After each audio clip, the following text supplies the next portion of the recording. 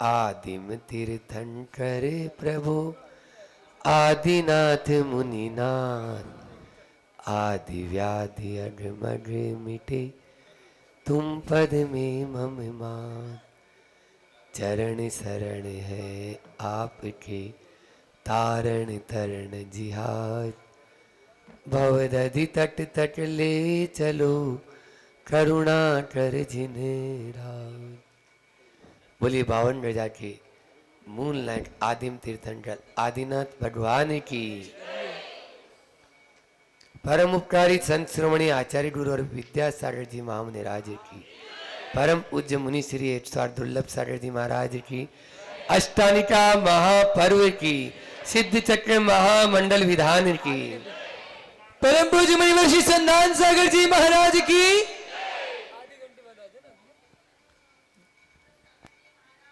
दो मार्ग है, एक साधना का मार्ग और एक आराधना का मार्ग। अभी मैं देख रहा था सब भक्ति की गंगा में ऐसी डुबकी लगा रहे थे भले ही मुंह में दांत नहीं हो, पांव बुजुर्ग है लेकिन पांव लड़खड़ा के चलते हो, लेकिन जब भगवान के सामने भक्ति करने का अवसर आता है तो अपना आप ही थिरकने लग जाते हैं। और वो यहाँ पर बहुत ही भक्ति भाव के साथ में आप लोगों ने अभी यह आराधना आज 32 अर्घ्य के साथ संपन्न की। बंधुओं, आराधना का मार्ग सरल है और साधना का मार्ग कठिन। यूं कहूं, साधना करना, तपस्या जिसको कहते हो आप लोग, तप करना कठिन होता है और यह एक आराम का मार्ग है। आचार्यों ने कहा है कि भक्ति के माध्यम से हम जो ध्यान की विशुद्धि से जिन कर्मों का क्षय होता है ना, वो आप लोग भक्ति के माध्यम से कर सकते हो। निश्चित रूप से तब जब आप पूरे तल्लीन तन्मय होकर आप भक्ति करें। तो आराधना का मार्ग और साधना का मार्ग वैसा ही है जैसा नदी को पार करना है। आपके यहाँ पार करके आए हम लोग तो पुल के ऊपर से आ गए। तो नर्मदा नदी को पार करना है।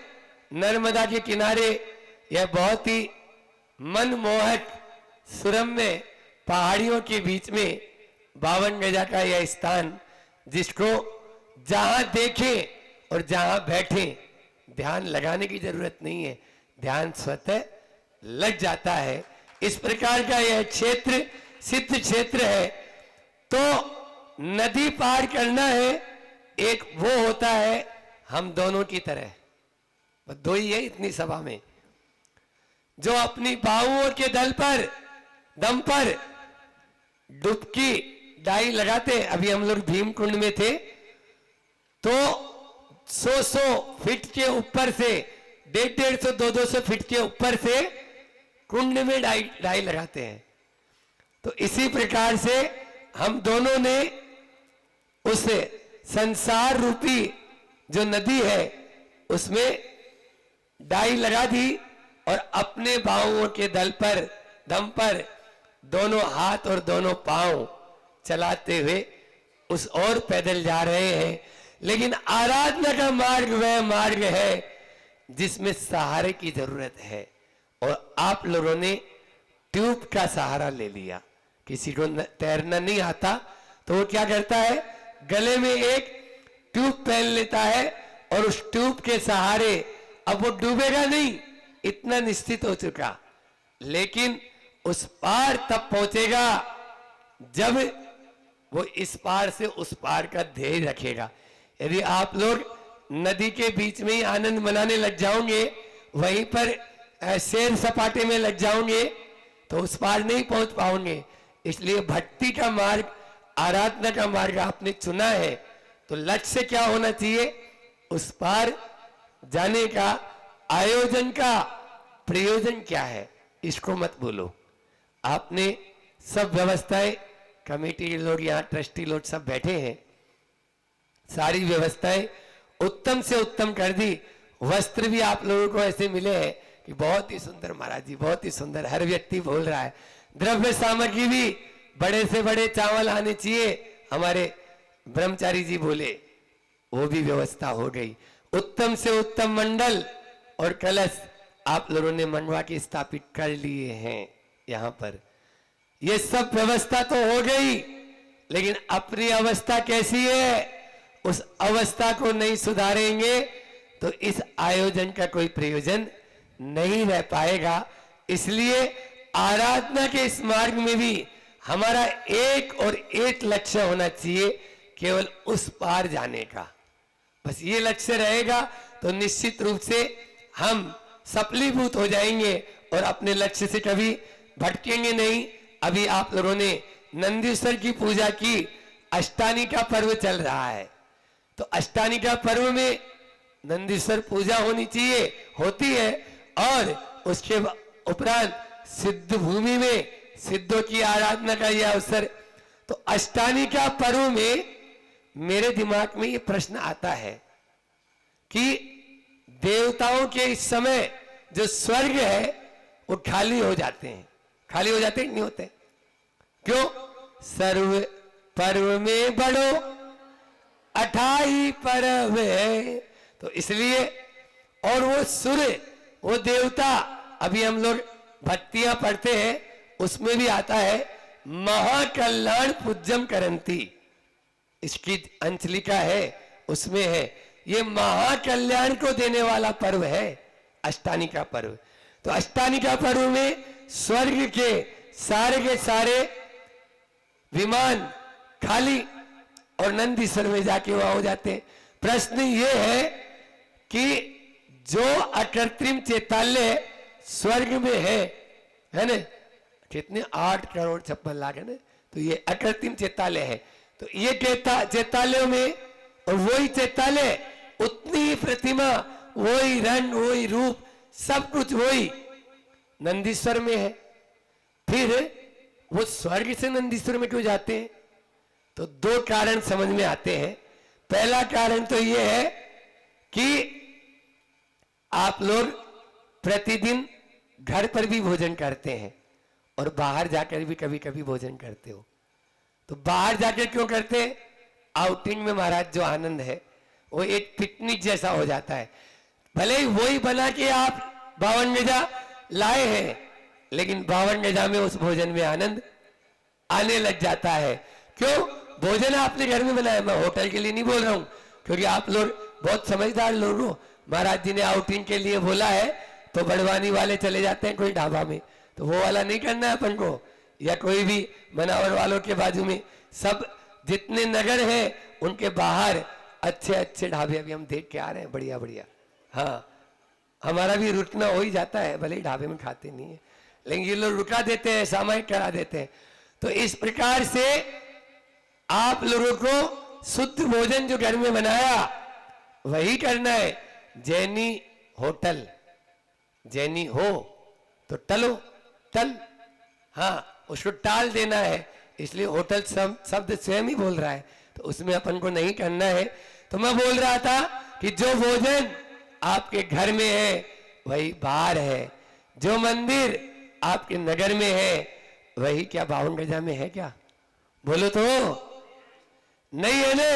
52 गजा में सिद्ध क्षेत्र में आकर जो आप आनंद ले रहे हैं वो आपको बड़वानी में या आपके मनावर में मिलने वाला नहीं था। या धामनोद वाले भी हैं, वो भी वहां सिद्ध चक्र विधान करना चाह रहे थे, तो इसलिए यहां आकर जो विधान कर रहे हो अनंत गुणा विशुद्धि का कारण बन जाता है। इसीलिए आप लोग सब 52 गजा में आकर पूजन आराधना कर रहे हैं। और दूसरा कारण यह है कि जो मजा तीर्थ में है वो तीर्थंकर के पादमूल में भी नहीं है। क्या बोला? जो मजा तीर्थ में है वो तीर्थंकर के पादमूल में भी नहीं है। इसीलिए वो कल्याणक मनाने वाले देवता चाहे तो भगवान के कल्याणक मनाने चले जाते, वहां तो तीर्थंकर का सानिध्य मिलता साथ साथ, नहीं, वहां जाते तो वो छू भी नहीं पाते उनको, क्योंकि गंधर्व भी जिन्हें छू न सके, ऐसे तीर्थंकरों के कल्याणक में उनको आनंद नहीं आता।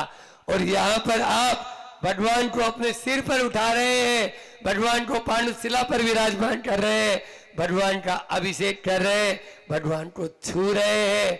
इसी प्रकार से वो देवता भी सोचते हैं हम नंदीश्वर में जाएंगे तो वहां भगवान को छूने का भी आनंद मिल पाएगा। इस प्रकार से दोनों कारण होते हैं, तब जाकर वो नंदीश्वर में जाकर पूजा आराधना करते हैं। बंधुओं, चार बात ध्यान में रखना कि द्रव्य, क्षेत्र, काल और भाव, द्रव्य, क्षेत्र, काल और भाव, अल्प समय में इसकी भी बात आपके सामने रखता हूं। जैसा कि आप लोग सब यहाँ भव्य जीव बैठे हुए हैं, अभव्य कोई नहीं, अपन अभव्य को माने, अपन किसी को भी, सब भव्य है। क्यों है? क्योंकि उन्हीं के परिणाम हुए कि 52 गजा में सिद्ध चक्र विधान हो रहा है। चलो सब काम को विराम दो और अभी 8 दिन तक हम कोई काम नहीं करेंगे, केवल सिद्ध भूमि में सिद्धों की आराधना करेंगे। इसलिए द्रव्य उत्तम है। फिर उसके बाद भी क्षेत्र, क्षेत्र के लिए कोई कहने की जरूरत ही नहीं है। और फिर 52 गजा सिद्ध क्षेत्र, जहां से अनंत कोड़ा कोड़ी मुनि महाराज मोक्ष को प्राप्त हुए, और सिद्ध भूमि में फिर एक नहीं दो महाराज जी का सानिध्य मिल जाए तो कहना ही क्या। इसलिए क्षेत्र उत्तम से उत्तम। और काल की चर्चा अभी मैंने की थी आपके सामने। काल कौन सा है ये बोलो? अष्टानी का पर्व। हम नहीं कह रहे, दुनिया कह रही सर्व बढ़ो, सर्व पर्व में बढ़ो। मतलब पर्व ही पावन होता है, पर्व ही पावन होता है। पर्व का मतलब क्या होता है जानते हो? आप लोग पर्व मनाते तो हो, और अष्टानी का पर्व आगे आ रहा है, पर्यूषण पर्व, फिर 16 कारण पर्व, फिर और भी। हाँ, तो ये पर्व का, अरे अक्षय तृतीया पर्व, कोई भी महावीर जयंती पर्व, मोक्ष सप्तमी पर्व, ये पर्व नहीं होते? तो पर्व का मतलब क्या बोलो राजा भाई? पर्व का मतलब पावन तो है ही। पर्व का मतलब होता है जोड़, पर्व का मतलब होता है संधि। क्या बोला? पर्व का मतलब साठा देखा आपने? गन्ना, मारवाड़ी में साठा बोलते हैं। गन्ना देखा आपने? गन्ने में जो बीच में जो जोड़ होता है उसको बोलते हैं पोर या पर्व। ठीक है ना? ये पर्व से चल रहा है। तो पर्व यानी संधि, जो जोड़ दे, टूटे हुए दिलों को जो जोड़ दे उसका नाम है पर्व। इसलिए अष्टानिका पर्व में भक्ति के माध्यम से सब लोग भगवान के साथ में अपना गठबंधन करना चाहते हैं। ये गठबंधन तो टेम्परेरी है, इस गठबंधन को गठबंधन मत मानो। ये 7 फेरे नहीं, 7 फेरे तो भगवान के साथ में अपन को करना है। आप भी खड़े हो और हम भी खड़े हैं, क्या लेके बोलो? आप लोग वरमाला लिए होंगे, हम तो मुक्ति जो है वधु से अपना परिणय करना चाहते हैं और माला लिए हुए हैं। कब वह मुक्ति वधु हमें स्वीकार करेगी, इस बात को हमेशा अपने दिल और जेहन में बैठा ले। सामने वधु तो खड़ी है, लेकिन आप लोग उस वधु को देख रहे हैं और हम लोग मुक्ति वधु को देख रहे हैं। बस मुक्ति वधु जैसे ही स्वीकार करेगी और गले में माला डाल दी जाएगी, बस तैयारी में अपन सब खड़े रहे। तो काल उत्तम से उत्तम अष्टानी का पर्व है। और फिर भाव, अब 3 चीज तो हमने बता दी, और चौथी आप लोग जानते ही हो, बिना भावों के कुछ नहीं होता है। बिना भावों के कुछ नहीं होता है। मान लीजिए कपास के, इधर तो कपास की खेती होती है पूरे एरिया में, तो कपास आपके पास में पूरा गोदाम भरा है, लेकिन भाव गिर गए तो क्या होगा? कुछ नहीं। और यदि थोड़े ही बोरे हैं और भाव 5 गुना 10 गुना हो गया, माला माल हो जाएंगे। इस प्रकार से कमाल भावों का है। अभी आप लोगों ने पूजा की थी, उसमें बोला भी था, भावों की निर्मल अवगाहन। तो केवल बोलना नहीं है, उसमें अवगाहन करो। अवगाहन का मतलब होता है डुबकी लगाना। डूबो मत, लगाओ डुबकी। आचार्य श्री जी की पुस्तक का नाम है ये, पता है कि नहीं है? डूबो मत, लगाओ डुबकी। अवगाहन करने आए हो तो अवगाहित हो, उसमें अवगाहन करेंगे तब रत्न हाथ में आएंगे, अन्यथा रत्न हाथ में आने वाले नहीं है। तो ये भाव का कमाल है। भाव के बिना कुछ भी नहीं हो सकता है। श्रद्धा और भाव कैसे होने चाहिए, कहानी सुनाने का टाइम तो नहीं है, अपन दिन में देखेंगे। समय अपना पूरा हो रहा है, इसलिए इतना ही रखेंगे। द्रव्य का, क्षेत्र का, काल का और भाव का बड़ा ही महत्व है। जीवन के किसी भी, चाहे सांसारिक कोई कार्य करना हो और चाहे पारमार्थिक कोई कार्य करना हो, इन चारों का महत्व बहुत महत्वपूर्ण है, महत्व स्थान रखता है। क्यों रखता है? यदि मान लीजिए आप कोई दुकान खोल रहे हो, उसमें भी द्रव्य आप पहले देखते हो, बोलो, फिर काय की दुकान खोलना है, फिर क्षेत्र कहाँ खोलना है, जहां अपनी अच्छे से अच्छी चले वहां खोलते हो। आपकी भाषा में समझा देता हूं जिससे आपको समझ में आ जाए। तो द्रव्य, क्षेत्र, काल। अब काल आप पहले देखते हो कि काल उत्तम से उत्तम होना, कि कौन से काल में। अब मान लीजिए कोई दुकान खोले रात में 10 बजे और सुबह 4 बजे बढ़ा दे, तो दुकान चलेगी? बोलो, रात में नहीं चलेगी, दिन में ही चलेगी। जब ग्राहक आते हैं तभी चलेगी। लेकिन एक बात अवश्य कहना चाहूंगा कि आप दुकान तो चलाएं, लेकिन उस काल के चक्कर में अपने काल को खराब न करें। शाम के टाइम ही दुकानदारी का समय होता है और शाम के टाइम ही अंतों का समय होता है। कपड़े वाले ज्यादा हैं यहाँ पे, तो शाम के टाइम आप पहले भोजन कर लो, रात्रि में भोजन मत करो। दुकान को मैं आप अच्छे से अच्छे चलाओ, काल आपका दुकान के हिसाब से करो, लेकिन भोजन आगे पीछे कर सकते हैं ना, तो पीछे मत करना, आगे पहले कर लो, ताकि वो भोजन भी अच्छे से पचेगा, बचेगा नहीं, और बचेगा तो फिर नहीं तो मचेगा। इसलिए आप लोग काल का भी ध्यान रखते हैं और भाव हमेशा। अभी भी बैठे हैं तो हो सकता है दुकान, ये दोनों कान दुकान में जा रहे हो, ऐसा तो नहीं है? बोलो बाकी वालों, ऐसा नहीं है। हाँ, इसलिए आप लोग अपने दोनों कान यहीं रखते हैं और उसी के माध्यम से अपना आगे का कार्यक्रम करेंगे, तभी जाकर अपना सफल होगा। निश्चित रूप से आप, जैसा कि मैंने आज बताया, व्यवस्थाएं पूरी हो चुकी है, अपनी अवस्था को सुधारो। और आयोजन हम जो भी कर रहे हैं, या इस चातुर्मास में जो भी आयोजन होगा, उसके प्रयोजन को कभी मत भूलना। ये दोनों बात याद रखेंगे, अपना जीवन हम सफल कर लेंगे। इतना ही रखकर मैं अपनी वाणी को विराम देता हूँ।